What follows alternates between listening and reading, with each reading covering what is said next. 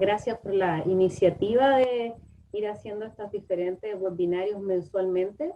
Los dejamos cordialmente invitados para el mes de julio. Se están haciendo temáticos acá en la Asociación Latinoamericana de Cuidados Paliativos y el mes de junio es el mes, ¿cierto?, para enfermería. Personalmente en este COVID que nos ha tocado vivir y que estamos todos inmersos en esta pandemia, en los diferentes países también se fue decretando, ¿cierto?, el aislamiento social, el tema de quedarse en casa y todo. Conversando con las colegas de paliativos, lo que más nos ha confrontado en este tiempo es el acompañamiento al final de la vida.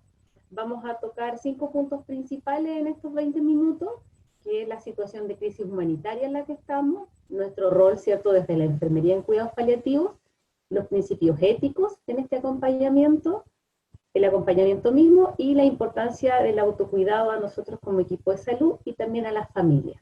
Y unas consideraciones finales para cerrar, pero también después que Isidro haga su presentación vamos a tener una instancia para preguntas.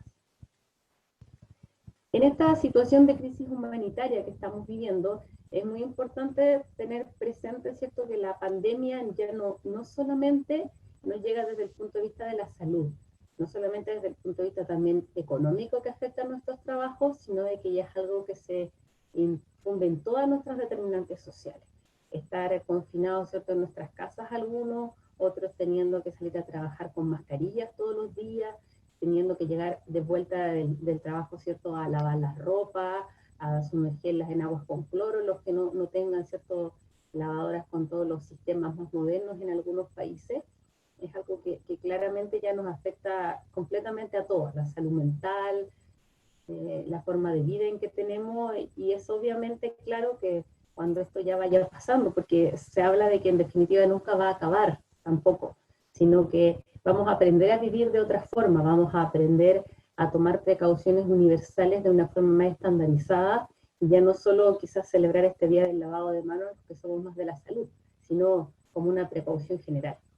Es así entonces donde se hace vital la necesidad de atención a las personas y de no abandono a las personas mientras esperan los resultados del COVID, no abandono a las personas, ¿cierto?, que no tienen acceso a salud, que es lo que ocurre en países como Estados Unidos, donde no está garantizado, ¿cierto?, la cobertura universal a las personas indigentes, a las personas que no tienen algún seguro, y no abandono también quizás a la persona que teniendo mucho dinero, teniendo un gran programa de salud, en definitiva debe terminar, ¿cierto?, intubado con una ventilación mecánica y finalmente también termina abandonado, muriendo solo sus últimos días. Frente a esto, los cuidados paliativos se hacen vitales y muy necesarios en las personas, porque el paradigma, ¿cierto?, más clásico es decir que cuando ya la gente no tiene cura necesita cuidados paliativos. Sin embargo, frente al COVID nos vemos en una gran incertidumbre de no saber si la persona en definitiva va a estar 10, 20 días en ventilación mecánica y después puede salir airosa y necesita que la acompañemos con los cuidados paliativos, o en definitiva esta ventilación mecánica va a resultar en un esfuerzo terapéutico fútil y la persona va a morir igual.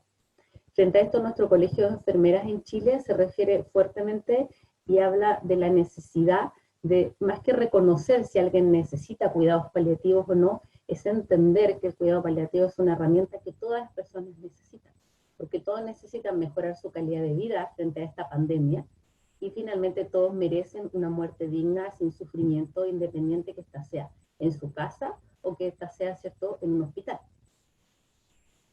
Entonces, la enfermería en cuidados paliativos pasa a ser esencial. Enfermería, por definición, es el cuidado, es nuestra raíz, nuestro fundamento propio, por lo tanto, quizás somos el personal dentro del equipo de salud en cuidados paliativos que entendemos mucho más el cuidado, lo tomamos como algo más personal, nos empoderamos más de él. Y aquí yo me permito, ¿cierto?, nombrar a las 3 grandes teoristas o modelos de enfermería que para mí más se identifican con los cuidados paliativos.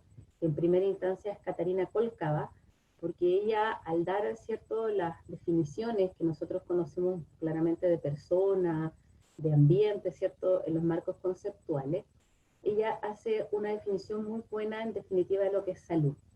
Y habla de que la salud es lo que para cada uno define, lo que cada familia define. Y esto en los cuidados paliativos es vital, porque quizás para una persona su calidad de vida o su muerte digna, ¿cierto?, es morir con sus seres queridos. Quizás para una persona su muerte digna va a ser no morir intubado, no morir, ¿cierto?, mirando un ventilador mecánico.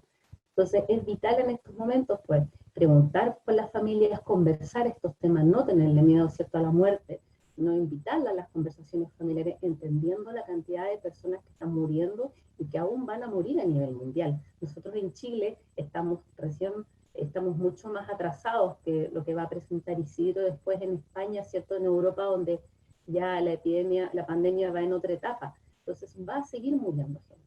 Por lo tanto, es importante preguntarle a nuestros familiares, hablar, ¿cierto?, con nuestros pacientes, con las personas que atendemos, ¿qué entienden ellos por una muerte digna? ¿Qué es para ellos que les alivie el sufrimiento y tener una mejor calidad de vida?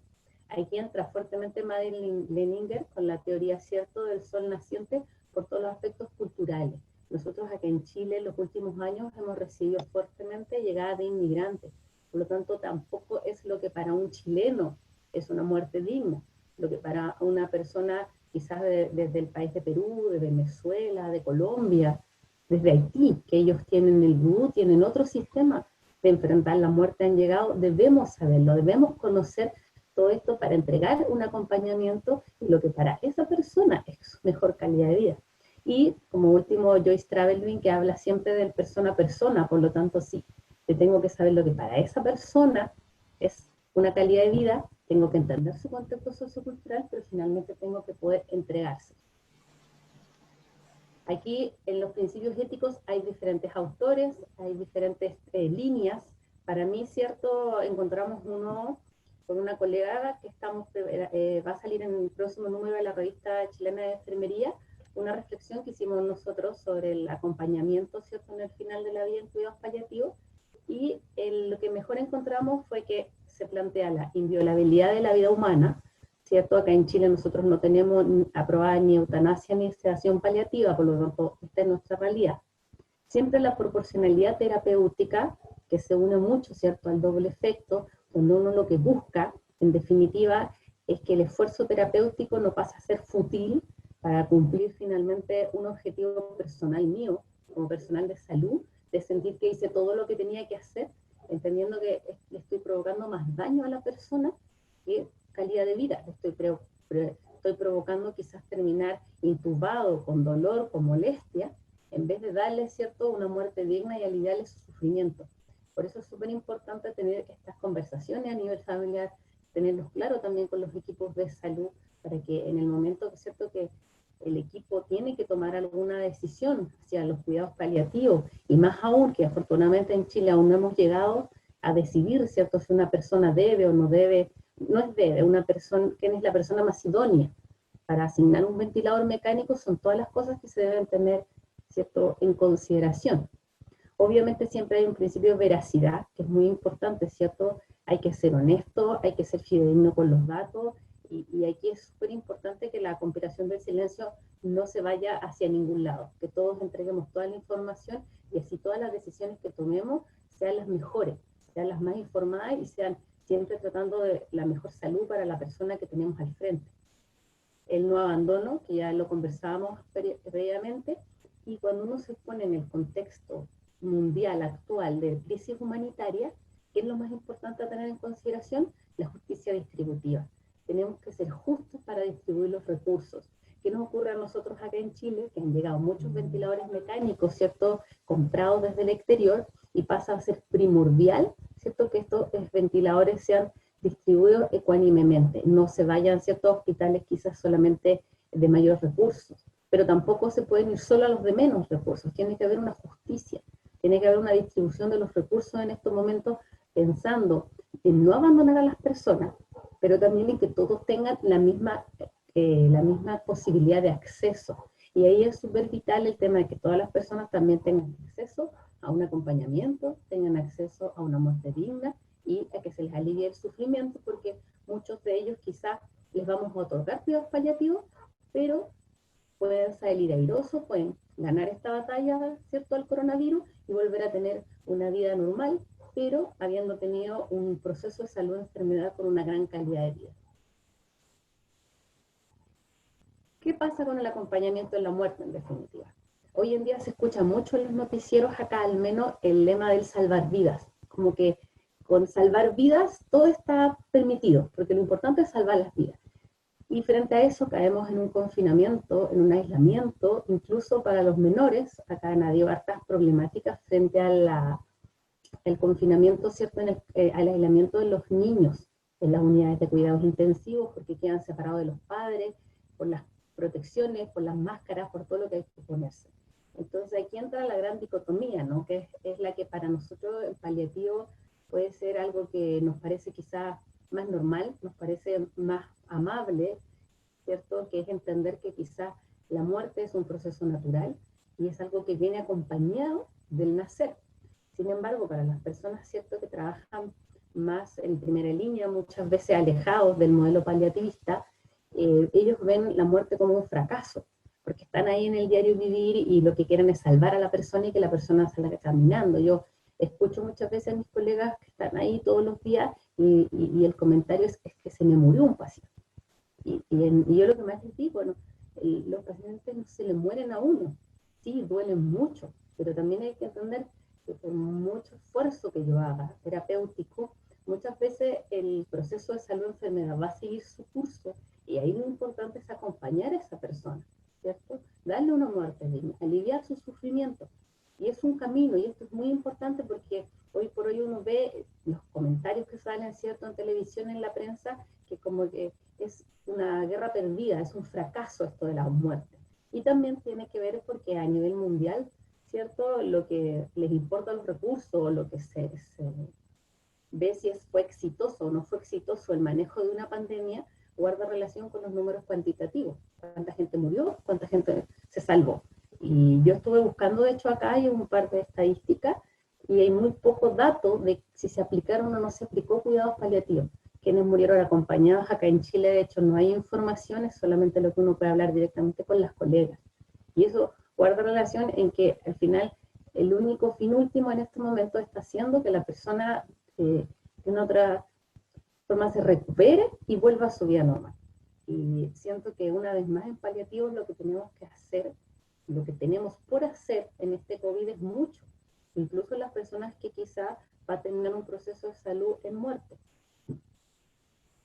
Aquí el rol entonces de enfermería es primordial y no quiero cerrar esta diapositiva sin entregar una información porque hay hospitales, el caso de en España, hay algunos hospitales que han sacado protocolos especializados de acompañamiento en la muerte, donde tienen protocolos establecidos desde enfermería, ¿cierto?, para que las personas se les avise 1 o 2 días cuando ya entran en agonía, para que vengan, ¿cierto?, a ver a los pacientes, para que puedan usar dispositivos tecnológicos, dispositivos electrónicos.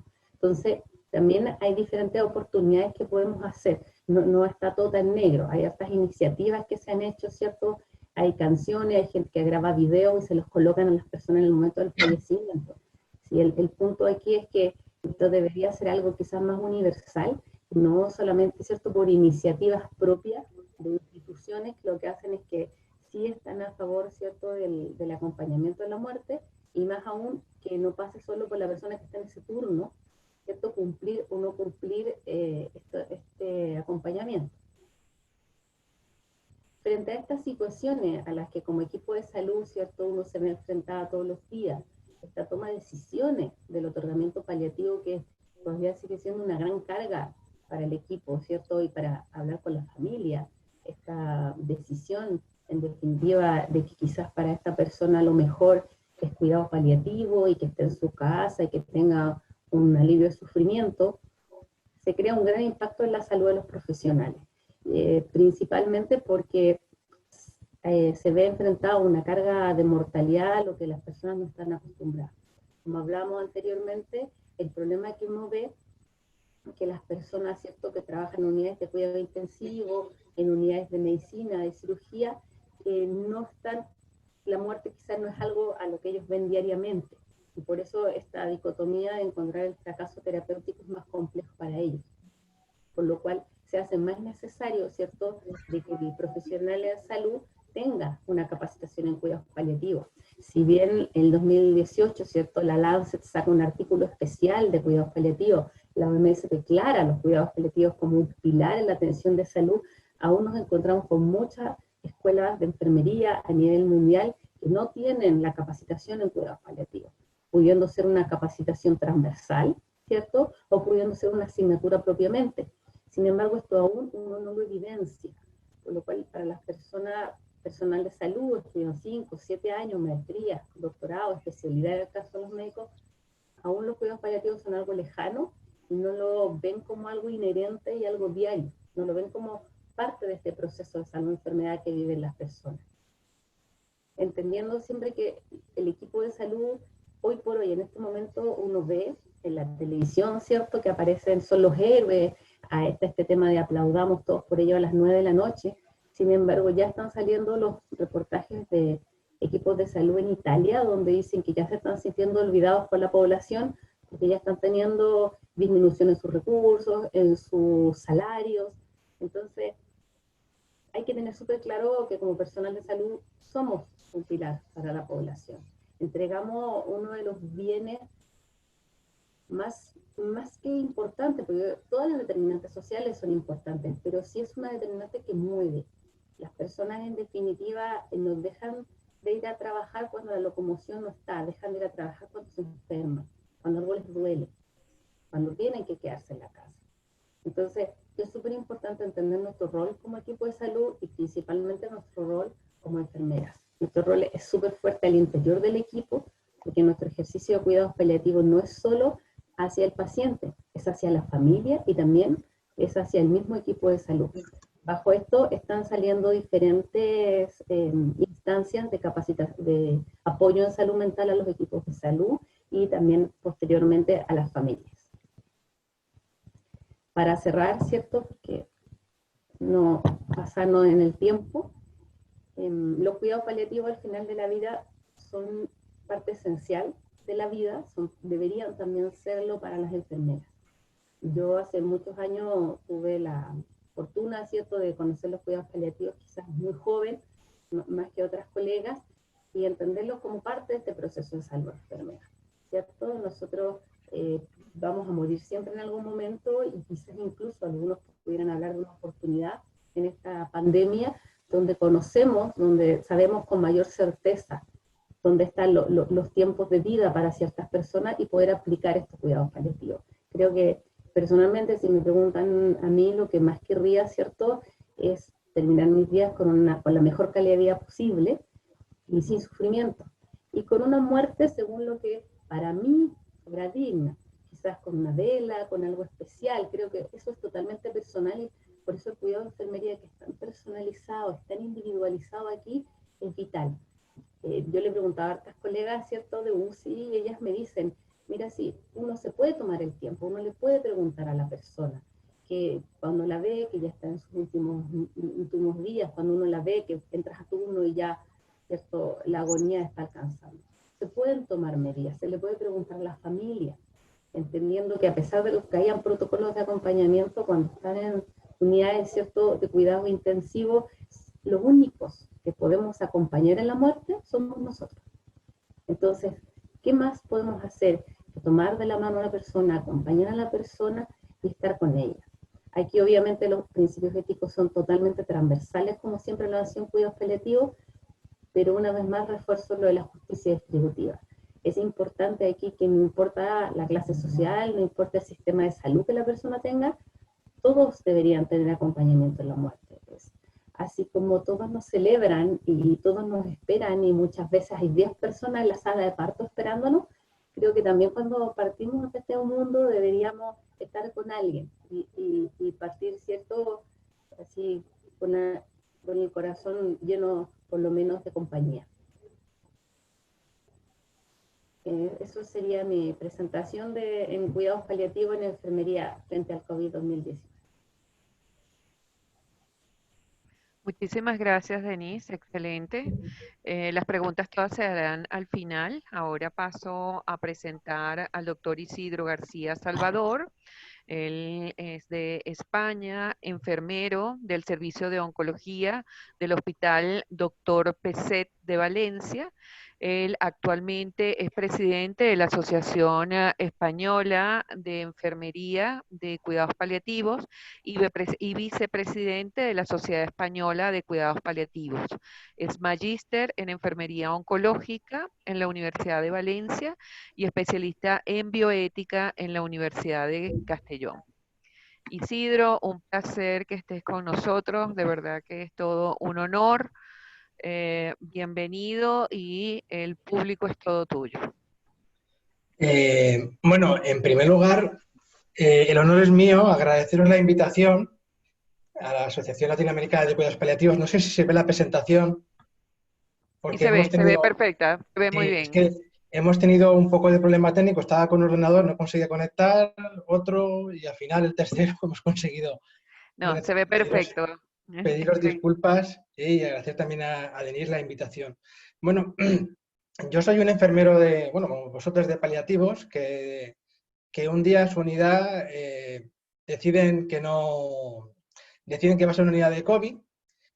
En principio, no, pero esto lo deciden, verán, nosotros nos informan a las 11 de la mañana y a la 1 estábamos ingresando pacientes con sospecha de COVID y con COVID. La gente que trabajamos en cuidados paliativos, vivimos situaciones de incertidumbre, ¿no? No somos, como ha dicho ahora muy bien Denise, no somos capaces de definir muy bien cuánto tiempo le queda a una persona, no somos capaces a veces de definir muy bien las dosis que hace falta para controlar un síntoma, ¿no? Pero sí que tenemos la formación y los instrumentos para controlar estas cosas, ¿no? O para sentirnos seguros, estamos en una zona de confort, ¿no? Tenemos una incertidumbre de cierta forma controlada. El tema es que de un día para otro nos llegan informaciones aquí en España a través de la SEDPAL y de la EPAL que la gente se está muriendo de forma inesperada por el tema del COVID, que está muriendo mal. Y bueno, al final te das cuenta de que al principio lo que era una gripe, que venía una especie de una gripe, ¿no? Un proceso vírico como ha venido otros años, te das cuenta de que no es una gripe y esto nos saca de nuestra zona de confort, ¿no? Porque al final no sabemos a qué nos estamos enfrentando, las compañeras empiezan a encontrar gente muerta en las habitaciones sin saber por qué, gente que a las 10 de la noche estaba perfectamente normal. Empezamos a encontrarnos otro tipo de situaciones, empezamos a encontrarnos con situaciones que en principio eran de disnea, también de delirios y con problemas vasculares. Y al final también aparece un poco la sensación de miedo, ¿no? El miedo al que lo primero que te dicen cuando entras en este tipo de situaciones es que tienes que mantener el mínimo contacto posible con el paciente y entrar justamente solamente a lo necesario. Claro, esto choca un poco con la filosofía y los principios de los cuidados paliativos, ¿no? Porque te está diciendo que te alejes, ¿no? Y luego intentaremos un poco hablar de esto. Entonces, salimos de la zona de confort, pero salimos de una zona que no sabemos a dónde vamos. Y no conocemos prácticamente muchas cosas de la enfermedad. Como muy bien ha dicho Denise, hay un aislamiento social, pero hay un aislamiento de los hospitales. La gente que se diagnostica de COVID, o hasta que aparece el diagnóstico o no diagnóstico, está sola en el hospital. Lo que hacemos es aislarlos. Y aparecen sentimientos, sobre todo al principio, de miedo, porque hay mucha información, de muchos muertos, de mucho descontrol, y sobre todo soledad.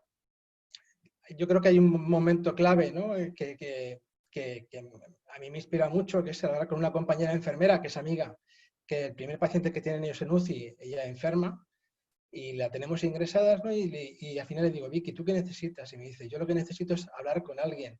Necesito hablar con alguien de cualquier cosa. Porque al fin y al cabo, lo que pasa es muchas horas solas. Siempre decimos que los peores momentos para las personas en situación paliativa son la noche, ¿no? Porque al final uno está solo con sus demonios, está solo con sus problemas, pero aquí estaban todo el día solo. Y la soledad era un problema que no estábamos abordando. Ay, perdón. Bueno, es que... Perdone que no manejo este ordenador, se nota, ¿no? Que no es el mío. Una cosa que nos llama mucho la atención es que he puesto aquí dos fotos de saturador. El lenguaje no verbal, que luego hablaremos un poco más de él, pero es algo determinante en el trabajo de los cuidados paliativos, la observación, ¿no? Estamos acostumbrados a ver a personas que están con cuadros de disnea aguda, que están con tiraje, que están diciendo que se ahoga, con respiración abdominal, con una taquipnea muy llamativa. Y aquí no nos pasa esto, aquí nos encontramos con pacientes, con personas que están enfermas de COVID, que tienen neumonía y que dicen que se encuentran bien, pero cuando le pones el saturador te encuentras con saturaciones de 70, de 80, de 85, y él nos refiere, sí que ves algo ligeramente taquipneico, pero él nos refiere disnea, con lo cual al final te encuentras con que el lenguaje no verbal, un instrumento que utilizamos mucho para valorar las situaciones de los pacientes, aquí no lo tenemos, y tenemos que fiarnos del saturador. ¿Quién no ha visto un paciente, por ejemplo, con 97 de saturación y el señor dice que se está ahogando, ¿no? Y a lo mejor lo que tiene es una crisis de ansiedad y se tranquiliza y ves y te crees, ¿no? Aquí al final lo que te acabas, no te acabas de creer lo que ves en el paciente, te acabas de creer lo que ves en el saturador. Y esto es algo que no nos hemos encontrado con anterioridad. Aquí un poco sí que se ve un poco, no la justificación, ¿no? Sino la base de por qué se han encontrado tantas personas muertas, ¿no? Porque al final el paciente no era capaz de avisarte, no era capaz de decirte que tenía disnea, se estaba ahogando y yo no era consciente de eso. Y muchas veces cuando lo hacía era demasiado tarde y no podía avisar. Hemos hablado del lenguaje no verbal, ¿vale? Sí, vale. Hemos hablado del lenguaje no verbal. El lenguaje no verbal yo entiendo que es algo bidireccional. Entiendo que es algo en el que nosotros interpretamos, podemos conocer y en el que los pacientes también nos interpretan y nos conocen. Una sonrisa, por ejemplo, transmite mucho. Una mirada. Al final hemos ido todos con mascarillas, sobre todo los pacientes, y era muy difícil interpretar estas miradas, ¿no? A día de hoy, que ya ha pasado la ola, ya ha pasado un poco esta sensación, seguimos yendo con mascarilla, un poco ya para protegernos nosotros y para protegerlos a ellos. Imagino que habrá algún día que esto tendrá que modificarse, ¿no? Hay otros aspectos básicos en cuidados paliativos que yo me parece muy, muy importante, bueno, que creo que todos tenemos claro, que una es el lenguaje no verbal, que ya hemos hablado de él. Otra es la familia. Fijaros que aquí la familia no la teníamos, los pacientes estaban aislados. Es verdad que la soledad lo combatimos no sé si de una forma eficaz, pero intentábamos, cuando los pacientes tenían sospecha de COVID, lo que hacíamos era dejarlos aislados, pero cuando eran positivos los juntábamos, intentábamos que tuvieran un perfil similar, pues de edad, evidentemente de sexo, que tuvieran un perfil similar. Con esto lo que hacíamos era combatir la soledad. Al principio es verdad que mucha gente decía, bueno, me vas a meter a otra persona como yo aquí, pero es verdad que se acompañaban mutuamente. Se habla mucho del acompañamiento, y Denise también lo ha comentado, mediante tablets y mediante sistemas digitales, ¿no? O la labor tan importante que ha hecho el acompañamiento de enfermería. Evidentemente, enfermería acompaña, y lo ha hecho siempre. En estas circunstancias, más porque no estaba la familia. Pero yo entiendo como el acompañamiento es algo que no hacemos solamente enfermería, que hace también la familia. Con lo cual, el acompañamiento ese nosotros no lo podemos sustituir. Y esto es algo que creo que se ha dejado de lado. Al final la gente se la ha dejado sola y acompaña solamente nosotros. La tecnología está muy bien, pero tampoco tiene que sustituir el acompañamiento. Al final, yo el otro día hice una pregunta muy clara, ¿no? Plantearos cada una de vosotras y de vosotros, el día que os llegue el final, ¿cómo os apetece despediros? ¿No? Si por teleconferencia o telemoriros, ¿no? Por teleconferencia o con vuestras familias y vuestros seres queridos. Creo que la respuesta está bien clara. Y la familia no la teníamos. Además, fijaros, luego hablaremos también de ello, de la familia en otros aspectos, pero la importancia del trabajo en equipo. Nosotros somos un equipo formado por enfermeras, por auxiliares, aquí le llaman TCAES, por una psicóloga, por voluntarios y por oncólogos. De repente los oncólogos desaparecen y vienen internistas. Hay 4 o 5 compañeras entre auxiliares y enfermeras que desaparecen también porque tienen factores de riesgo y no pueden estar en una situación en la que se pueda poner en peligro su vida, con lo cual estas personas directamente se mandan a casa. Y luego también la psicóloga pues, también desaparece porque los pacientes oncológicos se van hacia otra parte del hospital, y también desaparece el voluntariado. El voluntariado decidimos que desaparezca de forma, bueno, esto es una conversación con nuestra psicóloga, porque evidentemente no son personal sanitario y no creemos que tienen que estar expuestos ante esta determinada situación. Al final lo que pasa es que entran 4 o 5 personas diferentes en el equipo. Hay un núcleo central, que somos la enfermería, que llevamos trabajando muchísimos años, aquí incluyo a las auxiliares, y la verdad es que la gente que viene muy dispuesta y viene muy preparada, ¿no? a trabajar. Otra de las cosas que me planteo es que en cuidados paliativos, cuando uno no tiene una duda, cuando tiene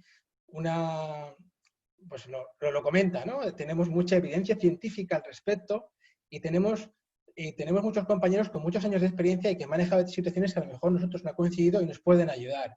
El problema que nos planteamos aquí es que es una situación que es extremadamente nueva para todos y en la que no tenemos absolutamente nada de bibliografía, ¿no? Sobre todo a nivel de enfermería.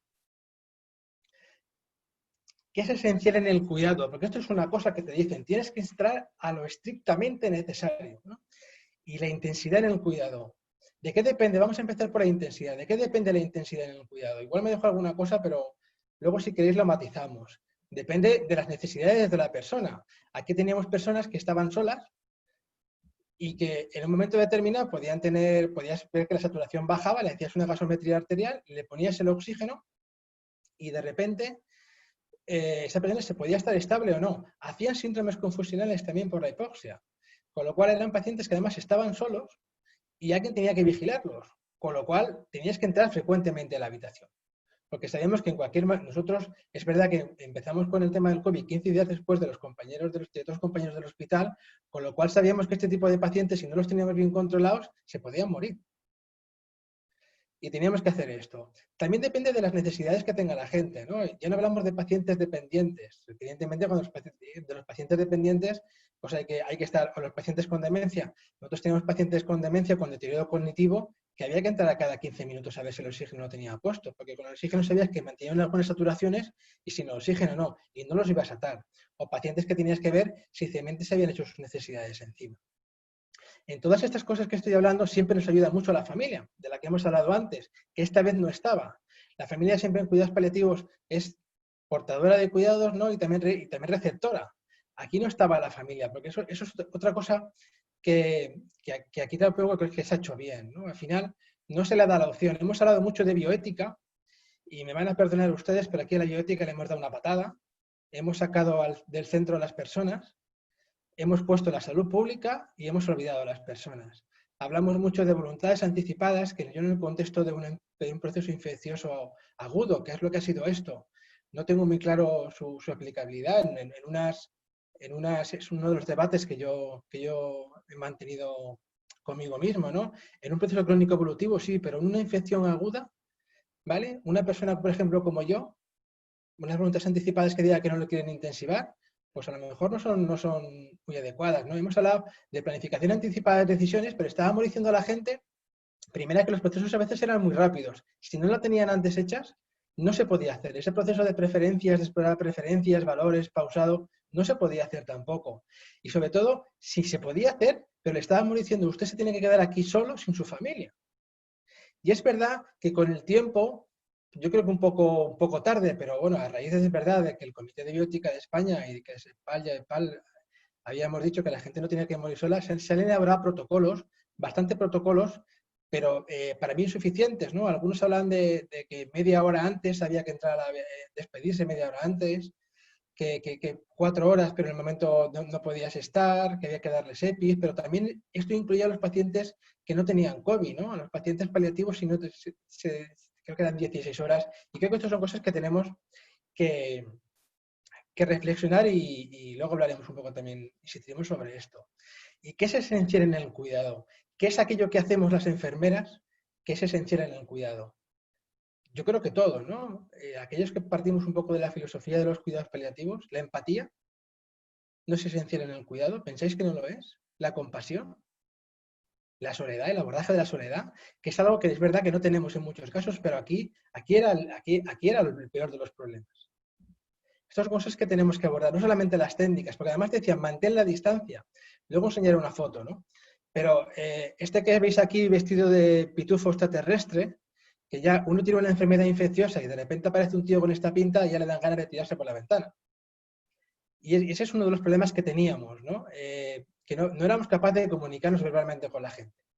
Y con el lenguaje no verbal. A la hora de hacer las técnicas era muy complicado, porque hacer una gasometría arterial o hacer una venopunción, una venoclisis, como lo queréis llamar, con doble guante y con todo esto, pues era algo a lo que no estábamos habituados. Y los pacientes en oncología se les hace poca, o paliativos, se les hace pocas gasometrías arteriales, pero aquí era lo que te determinaba si había que poner más oxígeno o incluso poner una ventilación mecánica no invasiva. Porque eso también es cierto. Hablamos de pacientes o de personas en situación paliativa en situación de últimos días, pero es que no todas las personas tenían situación de últimos días. Había varios perfiles. Teníamos pacientes con procesos muy avanzados que tenían COVID y no les hacía falta oxígeno. Se trataban y se iban a casa.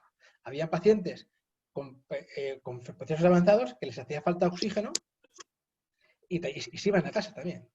Una vez se les ponía oxígeno y se recuperaba y se iban. Y había otros que no, ¿no? Que no eran intensivales y que no. Entonces, hemos tenido pacientes de varios perfiles, ¿no? No significa que todas las personas que tuvieran COVID y tuvieran una situación avanzada iban a entrar en situación de últimos días y se iban a morir. Y eso también tenemos que tenerlo en cuenta. Ha habido varias iniciativas en España para que la gente nos reconociera. Esta chica se llama Zahara, es una foto que he tomado de las redes sociales y pone: hola, soy una enfermera y se llama Zahara. La chica tiene unos ojos preciosos, ¿no? Pero muchas veces en la sonrisa, esto. También es verdad que el tema de llevar o máscara, ¿no? O llevar gafas.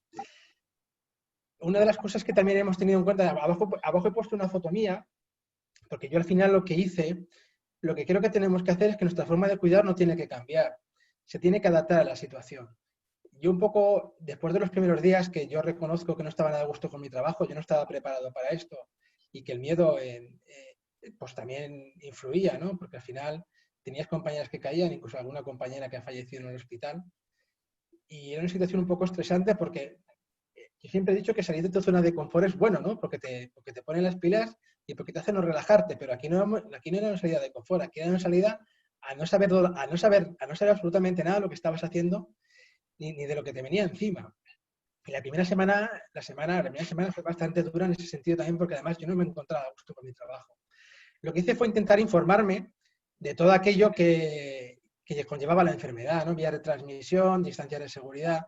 Y lo que sí que pudimos observar, lo que sí podía leer, aquí hay muchas cosas que todavía no están claras, es que en ambientes en los que no se genera aerosol, en ambientes donde no hay una ventilación mecánica no invasiva o invasiva, aunque hubiera gafas de oxígeno, a una distancia de 1,5 metros, 2 metros, era una distancia segura. Y al final lo que empecé a hacer, la ruta que hago todas las noches, es entrar sin gafas y sin mascarillas. Y le decía a las personas que también se lo quitaran. Quería conocer sus caras y quería que conocieran la mía, ¿no? El señor que el día anterior le había hecho una gasometría arterial y le había hecho pupita. Y sobre todo, de qué temas querían hablar, ¿no? A veces conversaciones intrascendentes, ¿no? Pero que eran importantes. Y esto lo tenemos que tener muy claro. No podemos cambiar nuestra forma de... No podemos porque además, yo por ejemplo en mi caso no me sentía a gusto. Yo siempre hago una ronda cuando entro por la noche a las 8 de la noche y dejé de hacerla.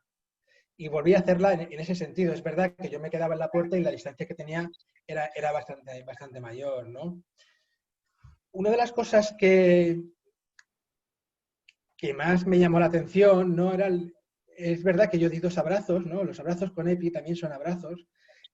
Hablando un día con una compañera de Toledo, una médico, con Inma, decía que lo sentía mucho y que había sentido la necesidad de dar un abrazo a una hija de un paciente y que lo confesaba, ¿no?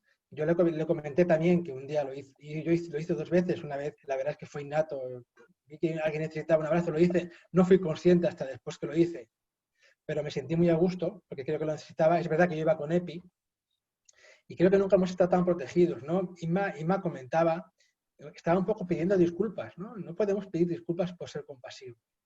Tenemos que intentar ser nosotros mismos y sabemos que en determinadas medidas no hemos sido nunca tan protegidos y hemos dado abrazos. Hace poco, hablando con una compañera de Teruel, me comentaba que había cogido COVID porque ella se abrazaba hasta con las farolas.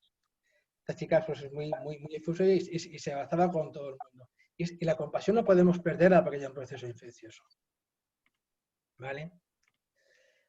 También hemos cogido muchas manos con guantes, pero los abrazos con EPIs y las manos con guantes también indica compasión. Ya no es el tacto es importante, pero es la forma de hacer las cosas, ¿no? El contacto y el hecho, ¿no? La acción en sí.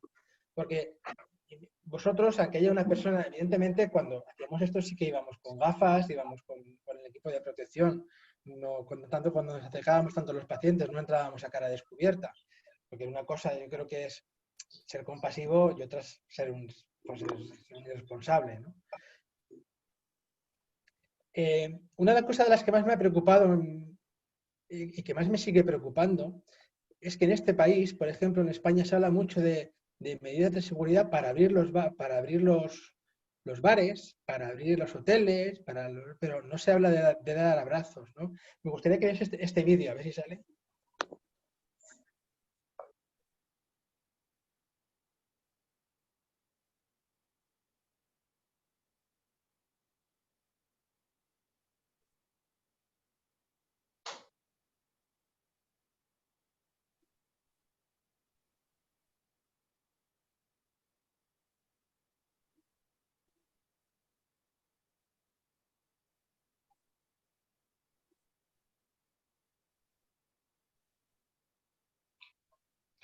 No sé si habéis tenido la necesidad de abrazar a alguien últimamente, ¿no? Yo creo que todos tenemos necesidad de momento determinado de abrazar a un padre, de abrazar a una madre. Evidentemente a los pacientes se les puede dar abrazos con EPI. Yo me hice la prueba y negativo. Evidentemente luego te quitas el EPI y te lavas las manos, que es otra cosa que tenemos que tener muy en cuenta, ¿no? A la hora de quitarnos un equipo de protección. Esto es esencial.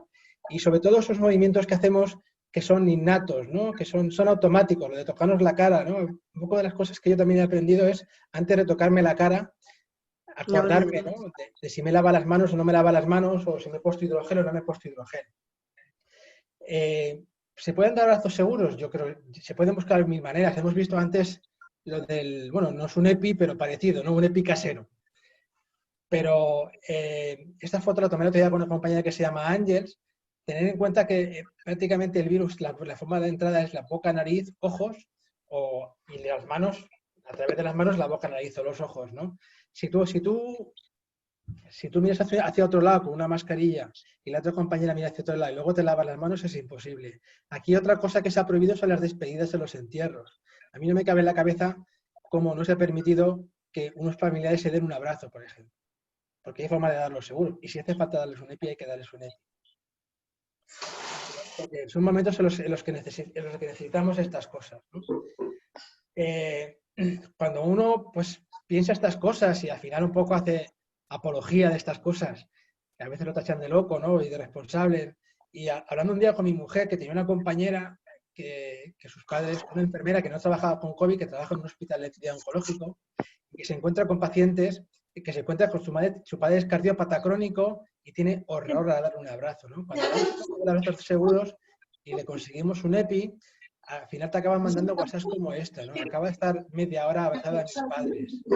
No sabes lo que necesitaba esto, de verdad, mil gracias. Hay muchas formas seguras que según encontramos. Y si hace falta con un EPI, lo que yo no me preocupa, lo que me preocupaba es que después de media hora de abrazar a sus padres igual tenía agujetas. Pero bueno, a veces es muy fácil hacer feliz a la gente, ¿no? Y creo que estas cosas tenemos que planteárnoslas, no cambiar nuestra forma de cuidar, sí, evidentemente adaptarla, porque no podemos entrar a cuerpo descubierto.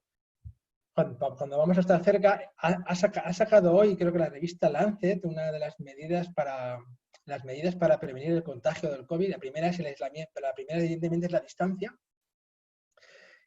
que se puede mantener, una distancia de 1 metro, 2 metros, y cuando tenemos que hacer alguna técnica o acercarnos a algún paciente para hacer algún acercamiento con manos, con un abrazo tal, pues hablan de mascarillas y hablan de gafas.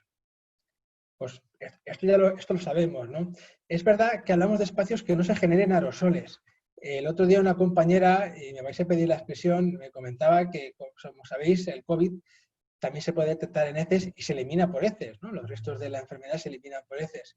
Y comentaba que si los pedos podían producir aerosoles, pues, las ventosidades, no sé cómo le llamáis por allí, ¿no?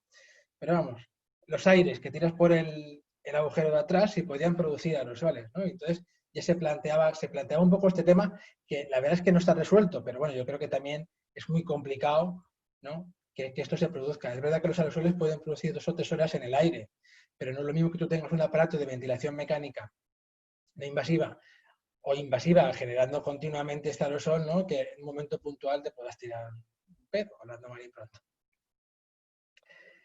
La distancia social, aquí demostramos que es muy efectiva, ¿no? Cada uno en su casa y Dios es la de todos, ¿no?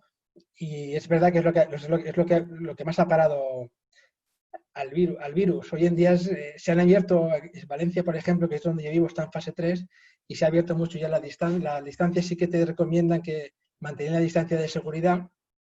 La distancia social es necesaria.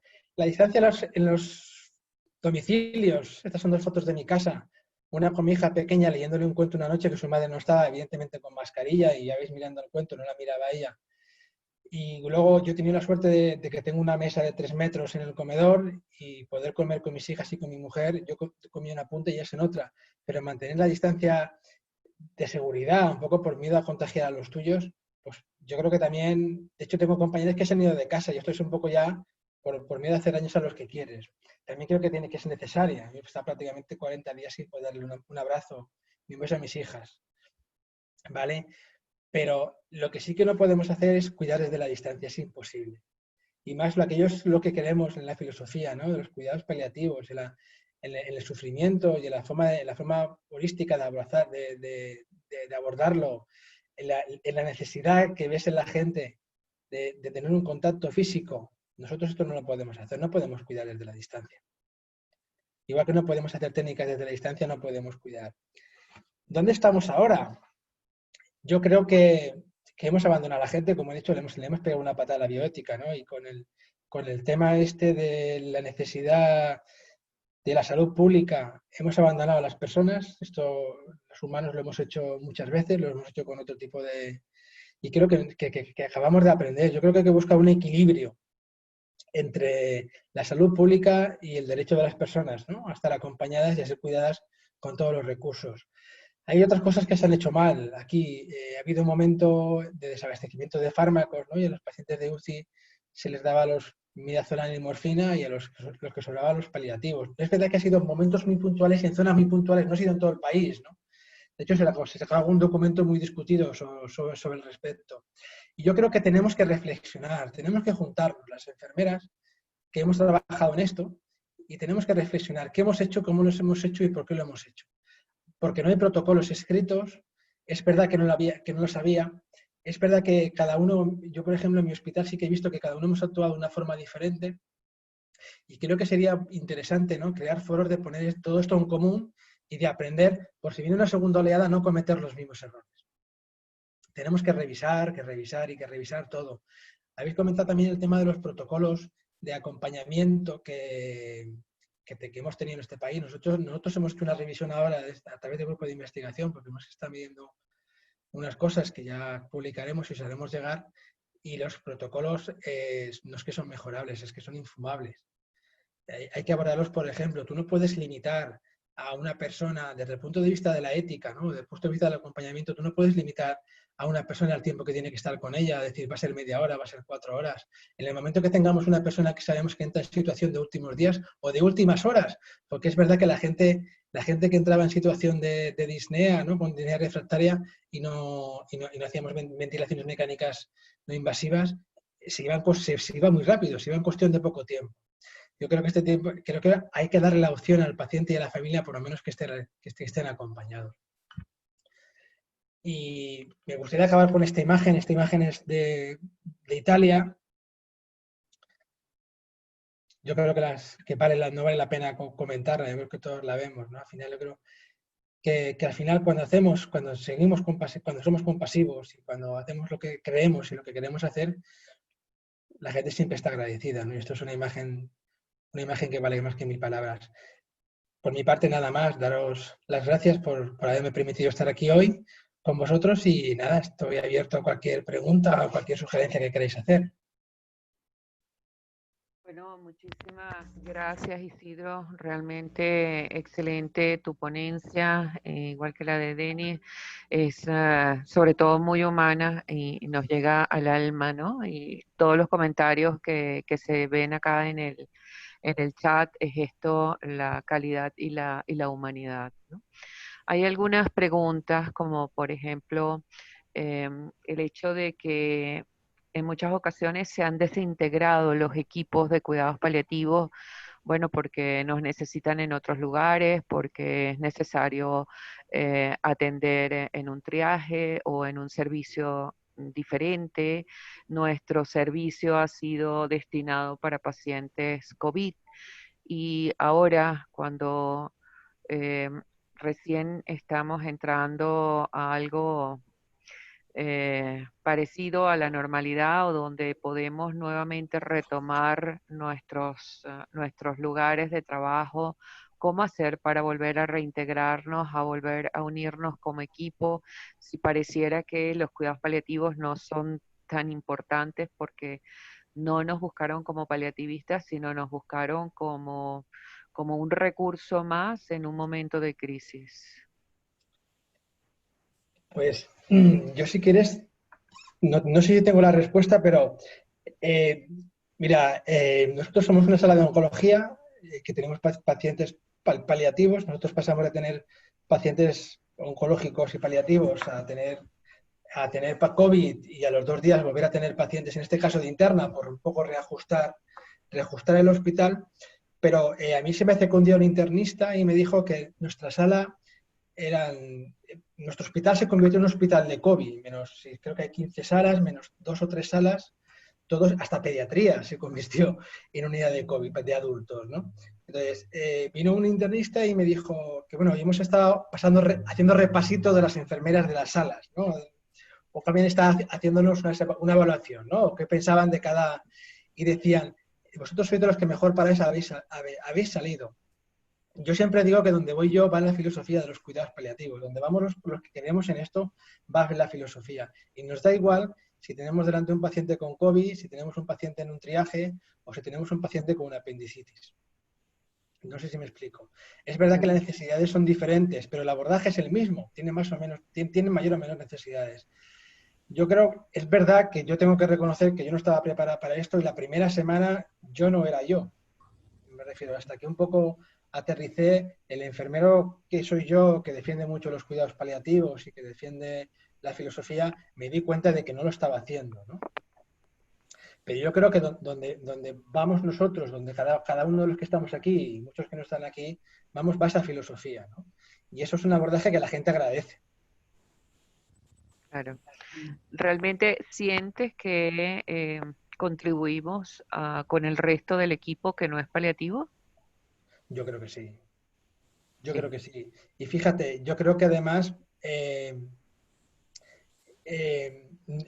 además ven otra forma de trabajar, ven otra forma de actuar, ¿no? Y a veces incluso hay gente que a lo mejor puede decir que nosotros ha pasado con enfermeras, ¿eh? Pues esto no me gusta, ¿no? Nos ha pasado a todos al principio, ¿no? Y yo creo que esto se contagia si uno quiere contagiarse, claro, evidentemente, pero que a veces uno no hace las cosas porque no las ha visto o porque no las conoce, ¿no? Y cuando ves a alguien que las hace, pues te llama la atención. A mí eso me pasó al principio, ¿no? Cuando empecé la carrera, ¿no? Y cuando empecé a trabajar en paliativos. Entonces, al final, uno, es verdad que luego tiene que tener una mirada abierta, ¿no? Una mirada que quiera ver lo que pasa alrededor y aprender de lo que pasa alrededor. Pero cuando uno quiere, se contagia de esto. Y cuando hablamos en España se está utilizando mucho lo que es la parte de la humanización de la medicina. Hay un grupo en especial que está trabajando sobre esto. ¿Se basan básicamente en qué?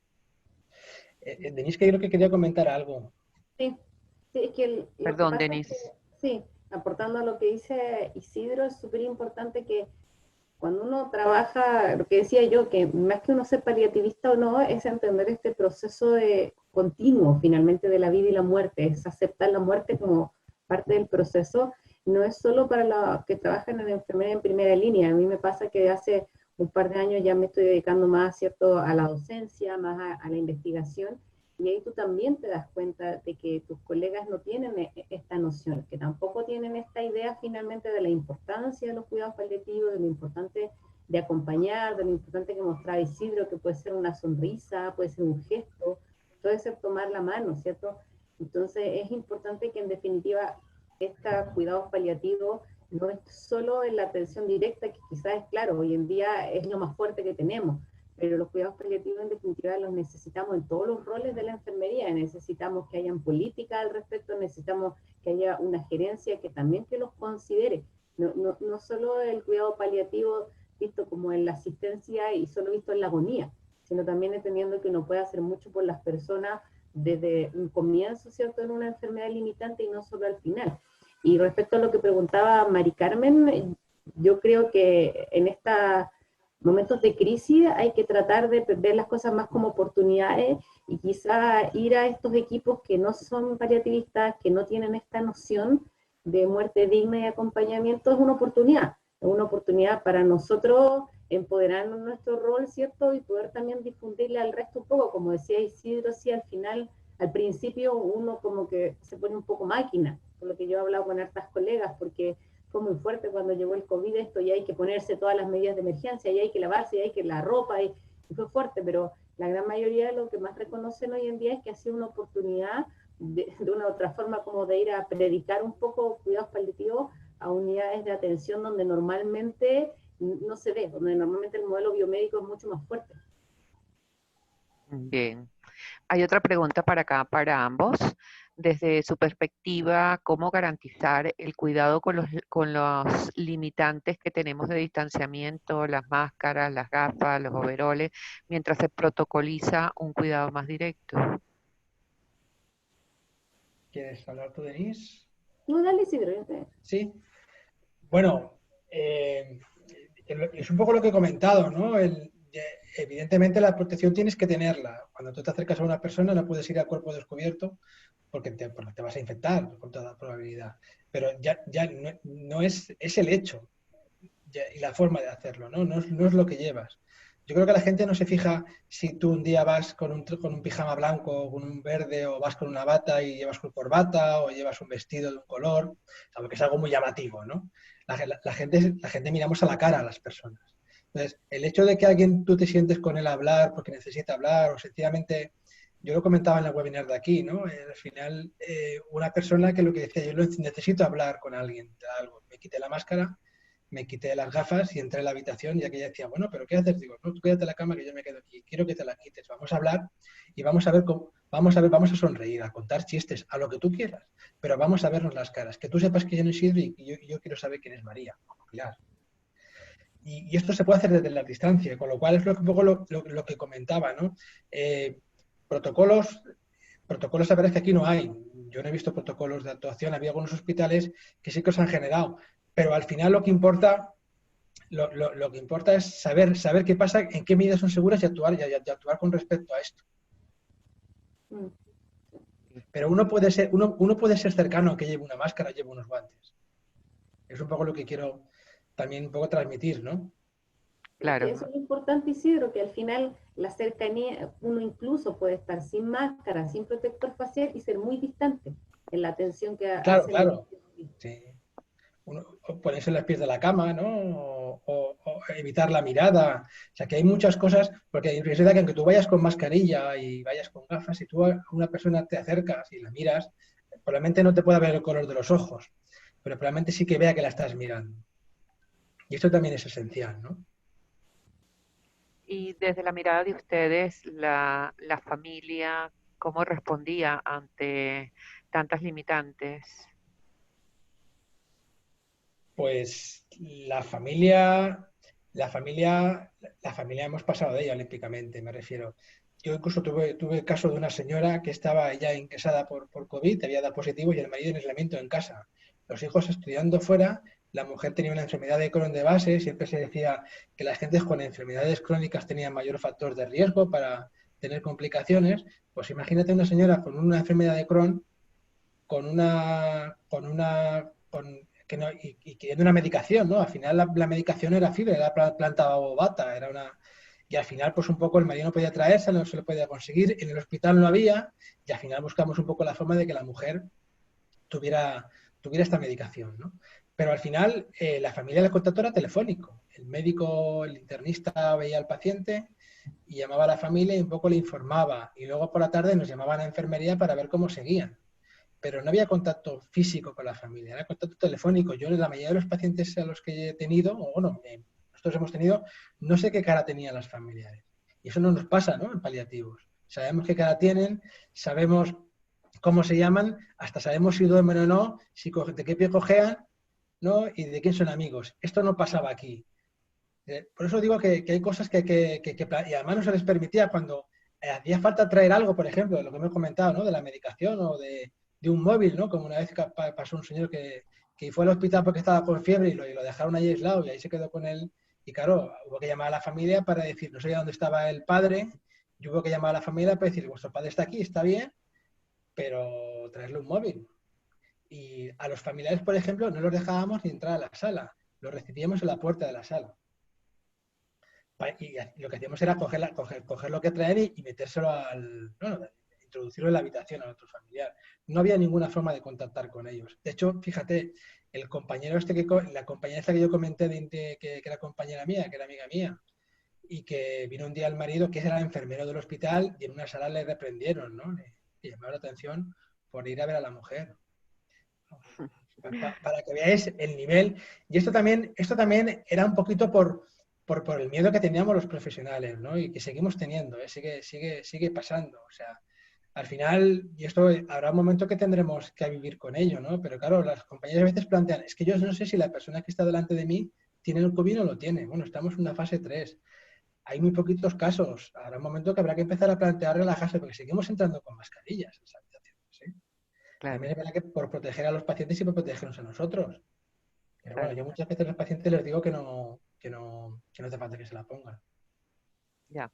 Bueno, la última pregunta es para ti, Isidro. ¿A mí? Te la hacen desde Francia. El problema es que la urgencia de la situación favoreció protocolos de urgencia, de los cuales, por ejemplo, el clonazepam intravenoso para aliviar rápido por falta de midazolam, pensando que así se resuelve rápido, pero la experiencia de algunos en cuidados paliativos muestra que puede ser peligroso no quedar atento a la incertidumbre y no dejarse llevar por una angustia que favorece un alivio anticipado que no siempre ocurre.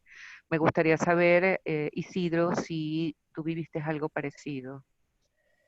Mira, yo personalmente no, pero os voy a contar algo. Mira, como he comentado, hubo desabastecimiento de fármacos. SEPAL elaboró un protocolo de sedación que creo que se hizo llegar Sí, con determinados fármacos. Esto surge a partir de un documento que elabora la Asociación Española del Medicamento. La Asociación Española del Medicamento es un documento demencial en el que incluso se habla como con el tramadol, ¿no? Con el tramadol como opioide para sedación, y se habla de Orfidal, del lorazepam, de una benzodiazepina, y del estesolid para hacer sedaciones en domicilio. Sí, sí, no, pone qué esa cara, locura. pone esa cara, pero esto se puede consultar, ¿eh? El documento de la EMS, lo Yo lo podemos, leí, yo lo leí. sí, lo he leído, es brutal. Además te Terrible. dice que los pacientes de la UCI son prioritarios y los de paliativos lo que sobre. Entonces, es verdad que luego había medicaciones como el clonazepam, otras medicaciones que no tenemos a veces tanta habilidad, ¿no? O tanta experiencia clínica en el manejo.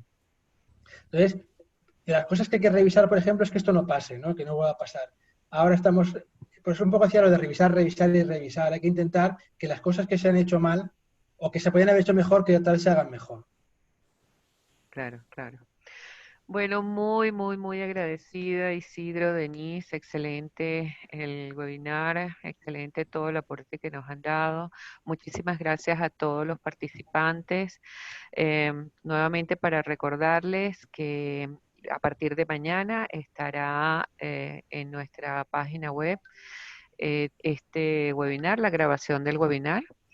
Y también invitarlos a participar, a formar parte de la Asociación Latinoamericana de Cuidados Paliativos, donde tenemos diversas asociaciones, donde ustedes pueden compartir y formar parte de ellas, diversas comisiones, perdón, donde pueden formar parte de ella y también seguir aumentando nuestra gran familia de cuidados paliativos en América Latina y en conjunto con nuestros grandes amigos de España y la CEPAL.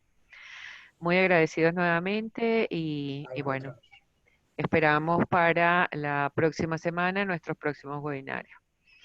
Un abrazo, Isidro, Gracias a Denise, vosotros. Bye bye. gracias por todo. A vosotros. Gracias a todos.